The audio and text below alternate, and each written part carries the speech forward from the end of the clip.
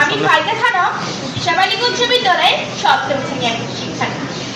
আবৃত্তি করছি পল্লী কবি জসীমউদ্দীন লেখা আসমানি কবিতা। আসমানি রে দেখতে চোখ, তোমরা সবে চাও রহিমউদ্দিন ছোট্ট বাড়ি, রসুলপুরে যাও বাড়ি তো নয় পাখির বাসা। না পাতার ছানি, একটুখানি বৃষ্টি হলে গড়িয়ে পড়ে পানি, একটুখানি হাওয়া দিলে গড় নড়বড় করে।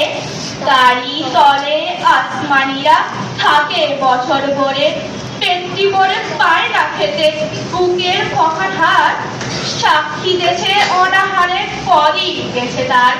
মিষ্টি তাহার মুক্তি হতে হাসির প্রদীপের রাশি ঠাকুরেতে নিভিয়ে গেছে দারুণ অবাবাসী।